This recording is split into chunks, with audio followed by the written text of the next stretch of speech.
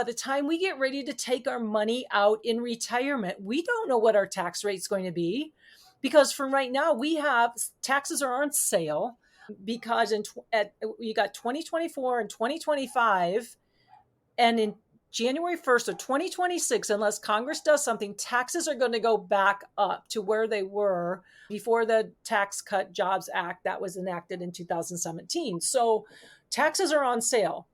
So we know, unless something happens, that they're going to go up in 2026. But do we know what they're going to be in 2036? Welcome to the Build Wealth Your Way podcast, where fearless women take charge of their financial futures. Get ready to tap into your potential, embrace your leadership, and join a community dedicated to your success. Each week, we'll dive into empowering conversations, expert insights, and actionable tips to help you build the life you've always dreamed of. Don't settle for ordinary. Let's shape extraordinary together. It's time to rewrite your financial story. Tune in now and let's start building wealth your way. Build Wealth Your Way is sponsored by PCMA, home of ProspHER Success Hub, a 3-in-1 business coaching program for women. Hey, Gail. Hey. Hey, Darice, how are you today? Great to see you. Fantastic. I had a meeting right before our recording and it looked like it was going to go long. And so I'm on video waving at people. Goodbye. I have to go now. I'm leaving. Got some things to do. Yes, things to do and Gail to see. Yeah, stuck to your schedule. Yeah, as best as I can. You know, things happen, life's, and so. I know. Well, I'm glad you did, because we have a great topic today. Yes, I'm excited about this. And what I love about how to make work for you in building wealth is that the truth of the matter is this. You and I have spent a ton of time on previous episodes talking about entrepreneurship. We've also talked about people who are not entrepreneurs. But the reality is that most of the people listening to our podcast are not going to be entrepreneurs. Yeah. And right. That is perfectly fine. It is perfectly fine to stay and work for a company and leverage that company and be strategic about how you build wealth. So that's what we're going to talk about today. Well, I think the funny thing is, I think it's like the grass is always greener syndrome, because I think a lot of people that were working for a company are always saying, oh, I'd love to work for myself. And then I think a lot of entrepreneurs are saying, oh man, it would be great that I wouldn't have to have all of this pressure and I could work for somebody and get that paycheck every day coming in and not have to be concerned about all this other stuff that goes into running a business. So yeah, it goes both ways, doesn't it? It really does. So I want to ask you this. So I dated myself a few minutes ago before we hit record. Yes, you did. I'm not going to speak again, Gail, because I did not like your response. But 100 or so years ago, when I finished my undergraduate degree, I went into corporate America. And the thing is it was a wonderful experience for me to go into corporate America because of a couple different things. Number one, I got to understand how it works to work for someone else. And it was a pretty big company too. So the second benefit was that I got to really hone skills, and I was paid to do it, that I still use today. I developed some transferable skills working for other people, and there were just a ton of other benefits. So today's discussion is very exciting for me. I had to go back into the Wayback Machine to remember what life was like working for others. And I know. Well, and you just described something that you and I have talked about on this podcast, and we talk about it all the time, and we both love that word, and that's leverage, right? I mean, you leveraged your time and opportunity with a corporation that paid you to learn on their dime. I mean, that's great, especially coming out of college when you were paying to learn. Now someone is paying you to learn things. So leverage it's a great way, because you're being able to take advantage of someone else being a part of the whole picture. Yeah. And the thing about this topic is, I don't think too many people talk about it, but the truth of the matter is we sometimes as women specifically are in this position where we feel grateful for opportunities, and we should, to a certain extent. But the reality is, the only reason you have a role within the company you work for is because you provide value. Right. Which, as women, we often don't think of ourselves that way. We're thinking, oh my gosh, it's, I'm so lucky to have this company. When you're like, wait a minute, they are lucky to have you. Exactly. So I want to talk about that, because the mindset shift that is required to really get a hold of this topic is that you are in control of everything that relates to work and building wealth. So even when you are working for others, the idea that I want to really drill down on is, even when you're working for others, you're working for yourself. Absolutely. That is big. So I want people to walk away understanding that you really need to be deliberate and tactical when it comes to your career, because it can be a true wealth producer. And I was just glancing over at my notes, because we always have these show notes. So, like, what do you want? What's your main objective? What do you tell, the listener? And I just looked at my number one thing was letting people know that being gainfully employed is an excellent way to build wealth and independence if you have a long-term strategy, and you need to know how you'd like for that to play out in the end. So, we're in, like you said, we're in control, but we have to set it in action. Yeah. So I want to talk about a couple things that just kind of bring the listeners along about working for others. And I'm going to probably speak more today in terms of working for a company, and just to kind of keep the vocabulary clean and easy. And it doesn't matter whether you work for a small mom and pop company or a big corporation. For the purpose of this conversation, I just want to make sure that you understand working for a company, which is where you earn and generate the majority of the money you bring into your household, should and can be strategic in terms of growing wealth. So I was thinking, Gail, and you probably have had some of these stories too, in terms of some of the benefits of working for companies. We learn so much. We learn about what it means to go up the corporate ladder, so to speak. We learn about politics. Oh my, yeah. How to get ahead, right? What are some of the things that you remember from like your early days, or even some of your more mature days of working for others? Well, I think it's almost like, when I think back, gosh, because that's a question I haven't thought about, but I would say I learn more about what not to do than maybe what to do. Because, like, let's say you're in a meeting and then you see how people respond to certain things, or when, how they present themselves when they walk in their room, or if, they're asked to do something, do they complain, or do they, take it and say, I'd be happy to do that. I mean, how their response is tells a lot. And I remember, especially in my early days, sitting back, kind of observing and thinking, I don't want to be perceived that way. I'd rather be perceived in another way. And many times, and for some of us, it's hard. It means keeping your mouth shut, right? I mean, it means just observing before talking, because when you're new, you're green and you haven't really quite earned that respect, among your peers. And so even if you do say something, it could be brilliant, but it may not be taken that way because people don't look at you yet as being brilliant.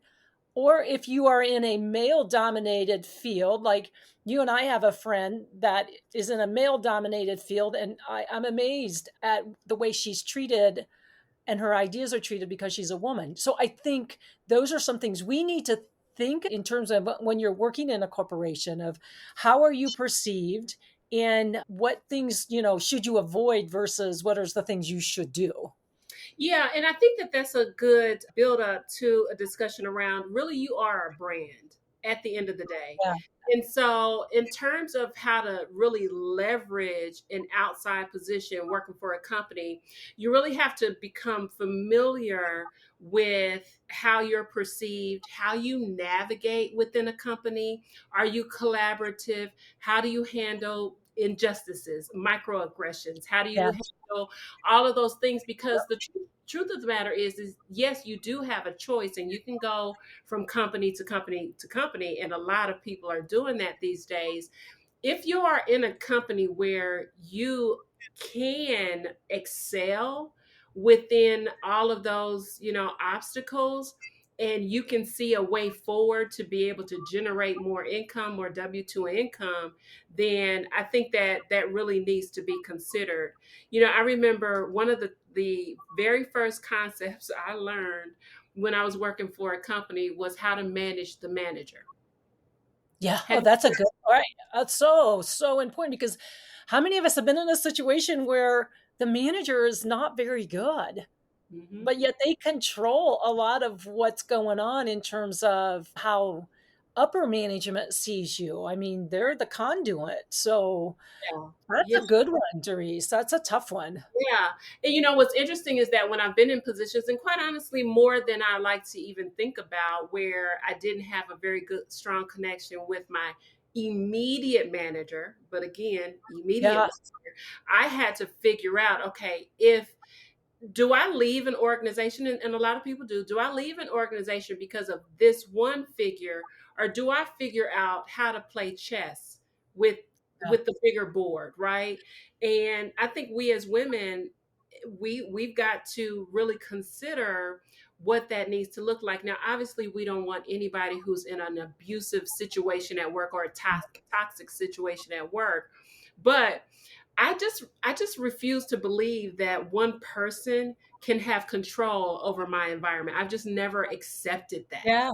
Well, and I think that's good to build your team or your allies out both horizontally and vertically. Absolutely right. I mean, I just think that's critical. Absolutely right. I wrote a post on LinkedIn over the weekend about an event that I had attended.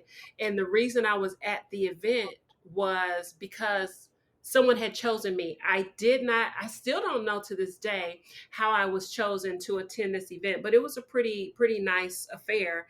And I wrote on LinkedIn, we're taught to think it's who you know, but I disagree. I believe it's who knows you. Oh yeah, that's good. What I've realized even more so now at this age than I did before is there is value to having people who are speaking well of you when you're not in the room. So how do you, okay, so let's just kind of expand upon that a little bit. How do you get people to, like in your situation, how did you get so that they thought highly enough of you to invite you to this? So what are some things people can do to get others to notice them? Yeah. So I think I actually said it earlier, and I probably should spend more time. I'm actually thinking about a couple of people I need to have conversations with who are having a tough time at work right now. One of the things that I was always very mindful of early in my career working for companies was my ability to collaborate. Okay.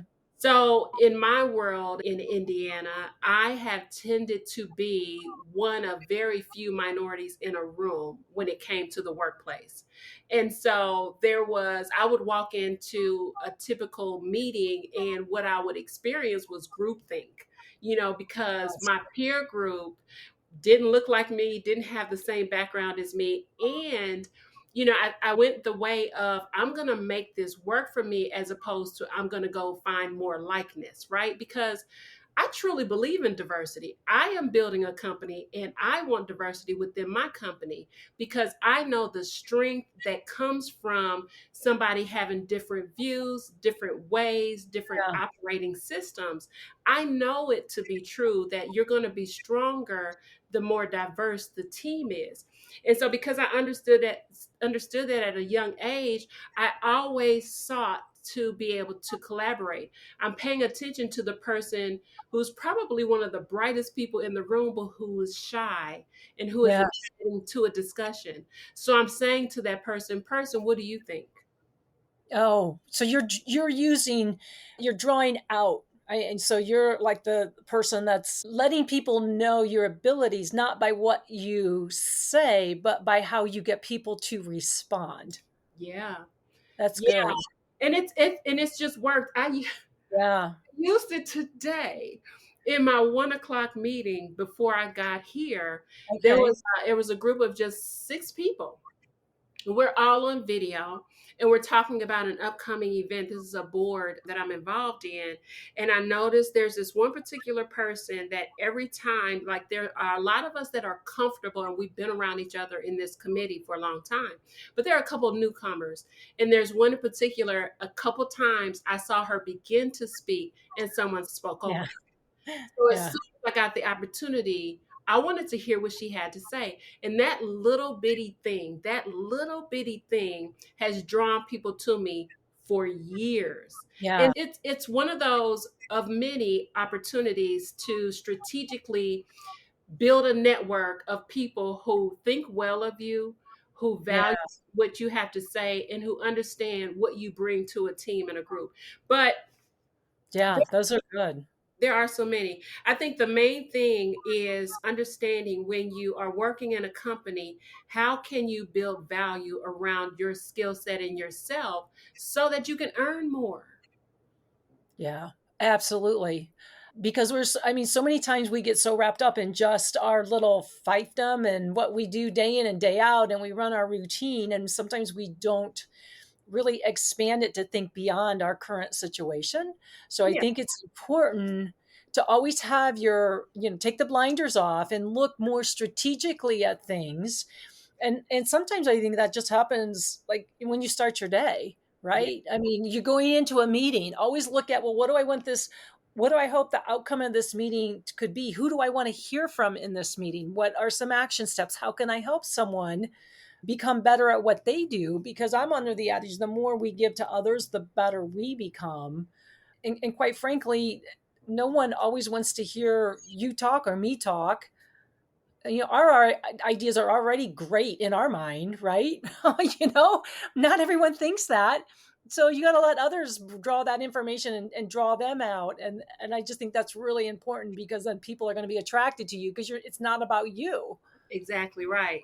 So it's about how you enrich the environment. So when I was thinking about that even, and opportunities to build wealth, I was thinking about a friend that we both know that understood what her marketplace paid, and she understood what the industry landscape looked like. So she's someone who worked for a company.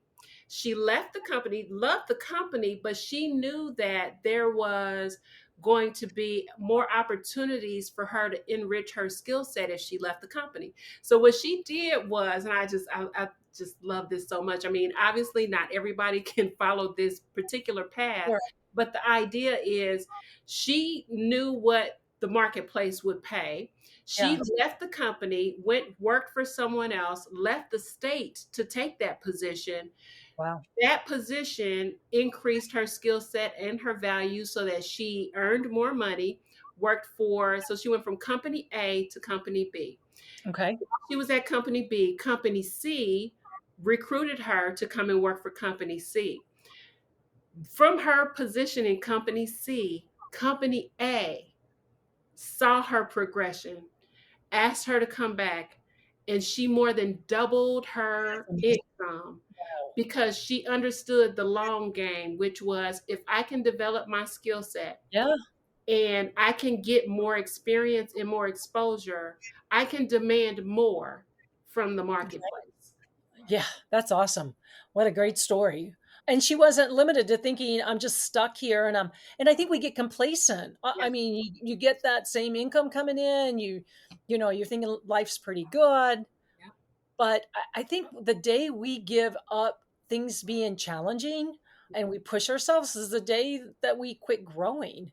And growth doesn't, becoming wealthy doesn't come from stagnation. We constantly have to, become better than what our current best is. Right. And we have to be willing to take some risks. I Yeah. think about, the folks sitting at companies with, the stability of the income, but thinking about how to tie that to long-term goals, right? So you have people who have kids going off to college. I have a girlfriend now who has one going off to college and then another in 4 years. she Oh my goodness. the other day, she's like, oh my gosh, they're not getting any financial aid, and this Yeah. there are no scholarships coming my way. And so, I think about that, and I think, we have to be strategic. If this is our only mode of income, we can't sit by and let, for instance, a 401k, which we need to talk about, make of our decisions based on these vehicles that folks are kind of sending our way. So, Gail, we need to talk about this 401k situation. Oh my goodness. Yeah. Yeah. Well, you know what? And I think if we said it in the first episode podcast, we've said it in every single one thereafter, is that it all comes down to planning, right? You have to have a plan. Life just doesn't, you just can't let life happen and think that it's going to turn out the way you want. And so it takes a plan, but it takes flexibility to know that that plan isn't going to be etched in stone. You may have a vision, but the path along the way may change somewhat, and that's okay. But you need to have a long-term plan, and it begins with savings and investing. And one of the great benefits of working for a company is being able to take part in having them help you with the investment structure from these qualified plan opportunities. If you think about this is the baby boomer generation is the first generation that had to plan for their retirement on their own. It was always that generation of beyond that. You always had, pensions, and you had some, types of Social Security. But right now, we don't have enough pensions are far few and in between. And what did you had a stat on what the average Social Security is? Yes, the average Social Security monthly benefit right now in the U.S. is $1,536. And you're like, oh my gosh, I spend that a week on groceries. It's just, it's crazy. And then some people are even thinking, I don't even know if Social Security is going to be there. So the onus is on us. And it began with the baby boomer generation. And now every generation beyond, since then has to take charge of their own retirement. And the 401k, 403b, 529, all of these, they're called qualified plans because they have certain qualifications that the government or REI has set in place. But if you are able to participate in that kind of a plan and your company is able to, have a matching, I always tell my families is put in the maximum amount that you need to in order to get the maximum match that the company provides. And then after that, you can look for other opportunities to continue your retirement strategy. It doesn't always have to be within your company. You can open your own traditional IRA. You can do a Roth IRA, which is a form of after-tax dollars that start. So you can start with a savings account. There's other opportunities. But the main thing is, if we're talking about qualified plans, is really take advantage to start your retirement plan with a company on utilizing that so you can get the maximum max out of that. Now, I want to talk and dig a little bit deeper into 401ks because truthfully, I know for me, when I first started in corporate out of college, I didn't know what I didn't know. My company offered me a plan. You sign up for it. You make sure you get the match, like you said. And that was it. I had a set it and forget it mentality. And now all these years later and being in and out of a couple different financial roles myself, I understand that there is way more to looking at what your company offers you in terms of retirement. And there's two things that I think about that I wish I had known back in the day. Number one, I never questioned fees. Fees. And I really didn't know too much about the investments. That was one thing. And then the other thing is that I also didn't know really strongly about borrowing and what that would do, because I borrowed for the first home that I bought. I borrowed against my 401k to buy that home because Mhm. it was presented to me, it made sense, and that's what I went with. Yeah. And there are opportunities. And I will have to say that if you are going to use your 401k or your qualified plan as a means to fund it for some other thing like college or a home, and there's some like if you have medical expenses, those types of things, you have to make sure that there's a difference between borrowing and then withdrawing. Okay. Okay. Okay. So borrowing means just what it says. You are going to borrow, but then you are going to pay it back with interest. And by doing that, there's no penalties involved. The other way, if you withdraw money, if you have a hardship and you withdraw money, then that's a taxable event. So one, you get taxed at your current tax rate. But then if you are under 59 and a half, you're going to get a 10% penalty. So it doesn't take long before that 401k that you spent years in building up to come down to absolutely nothing. So those are some things, and there are so many different rules that I can't take the time to go into them right now. But if you are seriously thinking about borrowing or withdrawing from your 401k, get with your HR, get with your plan administrator, because most 401ks for companies have plan administrators. I mean, these are actual financial advisors that administer the plan for the company, and find out and make sure you know for sure what the penalties are going to be and what the payment structure is going to be. That is really critical that you know that. But there are opportunities to do that. And those that want to keep their 401k intact, then they come up with that borrowing strategy and pay it back on time. Yeah. I want to get back to something you said, and I've heard this quite a bit when it comes to a 401k company match. I've heard, just stop at the point where the company matches, whether it's 50%, 100%, 25%. I want to know what you think about that and what you would advise people in terms of, yeah, let's stop there, but then consider, are there other considerations? Sure. Because one of the things I remember, and I'm thinking about this now, and it's crazy. I worked for a company once who had a 401k offering, and then they had company stock offerings. Yeah. Well, and I'm thinking, good move, not good move. What should we be considering? Sure. You know what? And it all depends on what company you're working for. Like, I know a lot of Lilly people right now are like really loving their company stock options because Lilly stock has just gone through the roof in the last couple of years.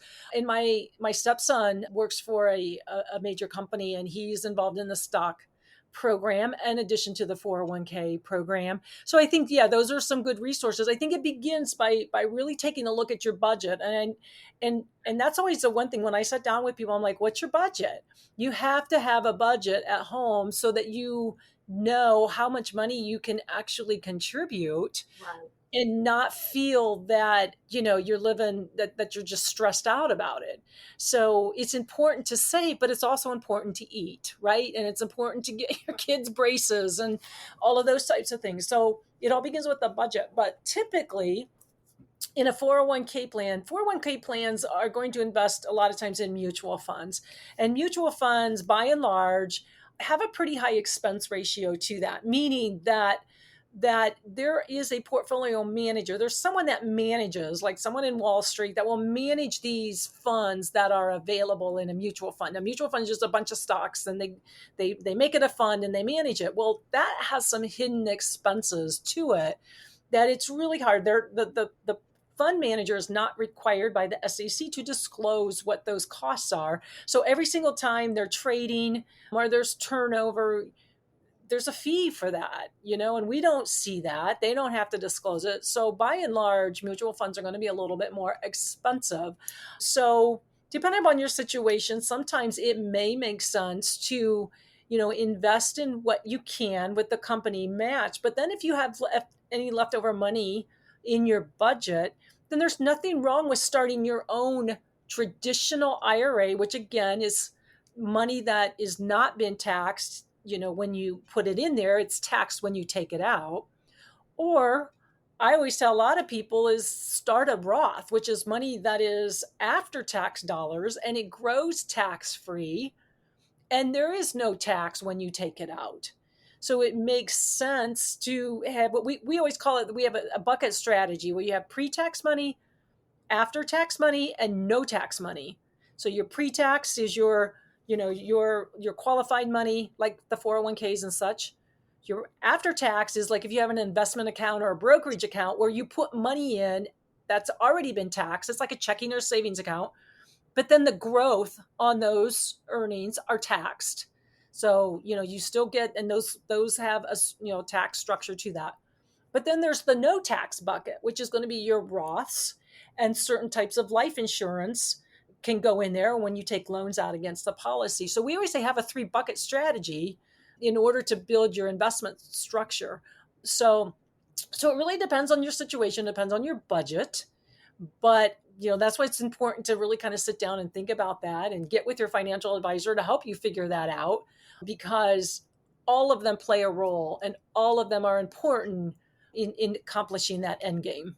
Yeah, and I'm glad you said that too, because even though you work for a company and you've got these 401k accounts or even your own retirement accounts that you're setting up, it is still necessary for you to have an outside person, an outside financial advisor who's looking at your whole entire picture. There's 2 things that I think that people don't consider enough when it comes to these financial investments. And one is the fact that I think that there was a story at some point that was told to us that, well, we don't have to worry too much about taxes because this money is going to be taxed at a lower rate when I retire. And it's just like this popular, untrue piece of information that's been floating out there. And I don't understand why it continues to have legs, but it is absolutely not true. Well, and and this is what's funny. So let's say someone has, they're near retirement and they put all this money in their IRA or 401k, and let's say they have $1 million. And so when they're looking at their net worth, many times they're thinking, man, I'm a millionaire. I got $1 million. But then that's not their real net worth, because guess who's partners with you in that $1 million? I have a partner? You have a partner, right? And you know what the funny thing is? We don't know what percentage that partner is. And that partner is the IRS. We don't know by the time we get ready to take our money out in retirement, we don't know what our tax rate is going to be, because from right now we have taxes are on sale, because you got 2024 and 2025, and in January 1st of 2026, unless Congress does something, taxes are going to go back up to where they were before the Tax Cut Jobs Act that was enacted in 2017. So taxes are on sale. So we know, unless something happens, that they're going to go up in 2026. But do we know what they're going to be in 2036, 2046? We have no idea. Plus, we have no idea when we have all of this other, investment accounts, we think that we're going to be at a lower tax bracket. But I have seen time and time again, when people start pulling in their required minimum distributions, that puts them in a whole nother bucket, a tax bracket, because they're pooling all their other resources. They might have an IRA from one company and another from another, and their Social Security, and maybe they do have a pension. So now you have all this money coming in. All of a sudden you're like, oh my gosh, how did I get to be at that level? Right. So we don't know what those taxes are going to be. And so that's why it's important to really have a tax strategy and maybe diversify where you have your money in those various buckets that we previously mentioned. Yeah, I think that's the number one reason to talk to a financial advisor the tax piece. But the other reason was what I learned at one of your wealth management strategies back in December. And that was, and it just blew my head because I have literally sat in the seat as a stockbroker working for Charles Schwab and just had never paid attention to this. But you brought it up a few minutes ago. Within mutual funds, you're purchasing stocks. Yeah. And if you have multiple accounts in multiple places and then you yourself are investing, there is a possibility that you're paying for the same thing over and over again. Not to mention the fact that you could have an account over here where you sold a stock and an account over here where that same stock was purchased, and you're just paying fees on top of fees for all these changes. And so there really needs to be some oversight. Yeah. And think about it. At the end of the day, you own the same amount of stock. If you have company A that bought Apple, company B that sold Apple, and at the end of the close of trading that day, you still have the same amount of stock, but yet there was a transaction. Well, that you think they're doing that for free? No. So there's a cost to that. And so many times we have multiple, I mean, we run audits on portfolios and someone might own, 37,000 different positions. But do you know how many individual companies there are traded on this New York Stock Exchange? How many? Take a guess. Less than 4,000. Less than 4,000. And people are having, multiple thousands, 37, 47, 57,000 positions, and they're owning them multiple times. And so it's just as crazy. And we don't know that fee is just embedded in our net cost. And we have no idea what actually those costs are going to be. So it's really important. And it's hard when you are investing in a 401k, you're kind of locked in to what your options are because they have a set amount of options. And I always say, look, if you have that, study that. If every year they have an open enrollment, they give you all of this information. Look at it. If you don't know, talk to that person, that advisor that is representing the company, get that input from them. But you had mentioned something earlier, and I think a lot of people do this, especially when they just start out. They kind of set it and forget it. And I think it's important that we look at that on a quarterly basis because you can make changes to it. Okay. And if you don't know, talk to someone that can help you with that. But you may not always be right. I mean, no one's ever right on that, but it puts you're paying attention to it. And so that's the critical thing is you're just not letting it pass you by. You're actively involved as much as you can in it. And that's important. Yeah, which brings us full circle. And this is a good time to kind of wrap up too, but it brings us full circle to the beginning of the conversation where in order to really leverage and be strategic about building wealth while you work for companies, is you have to understand how to be in control and maintain control. Maintain control of your brand, the value that you bring to the company, which gives you opportunities to increase earnings through bonuses, through promotions, through commission sales or what have you. But then also be in control of what happens to your money after it's invested. We didn't get to talk a lot about it, but, beyond, your traditional investments of your 401ks, your IRAs, your Roth IRAs, and 529s and all of the things, you really want to be mindful to diversify your investments across the board. So we talk a lot about real estate because that's where I live. But, the point is that you need to maintain control. You bring value to the company and you own that value. You don't have to accept just what's handed to you.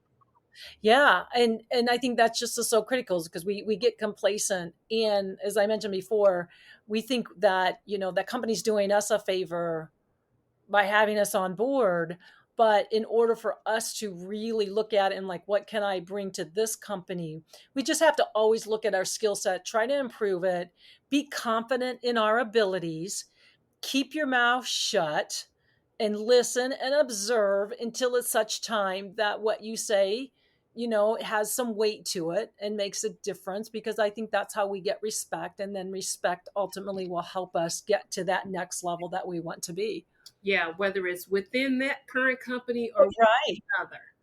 Absolutely. Absolutely. Yeah. Yeah. This has been a great discussion. I love this. Like I said, I got to go back in the Wayback Machine and think about the different moves that I've made when I've worked for others. Yeah. And honestly, it has provided me quite a platform. It is the reason why I can sit here today.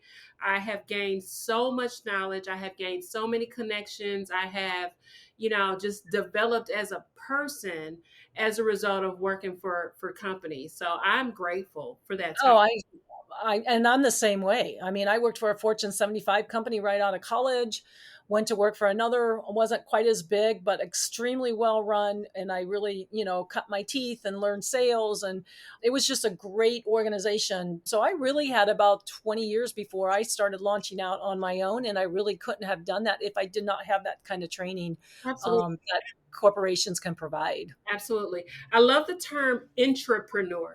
Oh, yeah. When it comes to, entrepreneur, you are still working for yourself, although you're collecting a paycheck and the W-2, you really ought to think about it from that perspective. So I'm glad we got to talk about it today, Gail. Anything, the last thoughts about building wealth while working for others? And I think it all comes down to life is short.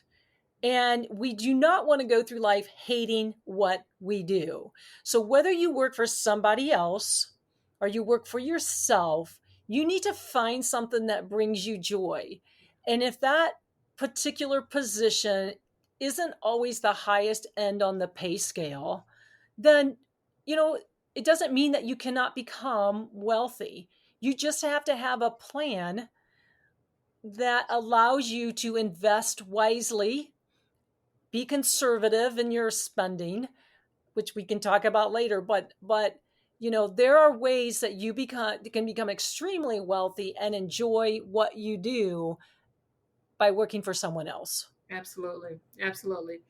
Well, this has been amazing. And as always, there are a couple books that I think go along with this discussion today. So I'm going to add those to the show notes. Awesome. So we want all of the listeners to head over to buildwealthyourway.com.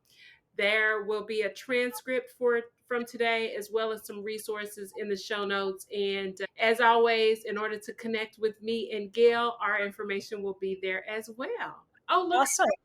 The poetic podcaster. I am. Oh my gosh, I love it. The poetic podcaster. I'm going to put that on LinkedIn for now. Well, as always, it's great spending time with you, Darice, and looking forward to the next time we can get together. Absolutely, Gail. Thank you so much. And you. Appreciate you, and we will see you next week. Bye-bye. Bye-bye. And that's a wrap for today's episode of the Build Wealth Your Way podcast. We hope you're feeling inspired and empowered to take action on your financial journey. Remember, when women control wealth, the world changes for the better. If you enjoyed today's episode, be sure to subscribe, rate, and review us on your favorite podcast platform. Visit our website to stay connected for updates and more ways to accelerate your wealth building efforts. This is Darice Rene signing off. Stay fearless, stay fabulous, and keep building wealth your way. Build Wealth Your Way is provided for informational and educational purposes only.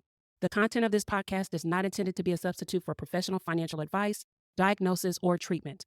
Always seek the advice of your financial advisor or other qualified professional with any questions you may have regarding your financial situation. The information and opinions expressed in this podcast are based on the host's experiences and research.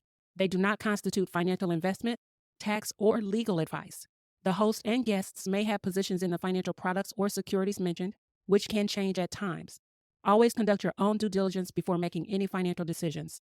No content in this podcast should be considered as a recommendation to buy or sell any particular investment, product, or service. Any investment decisions you make should be based on your own individual circumstances, your risk tolerance, and financial objectives.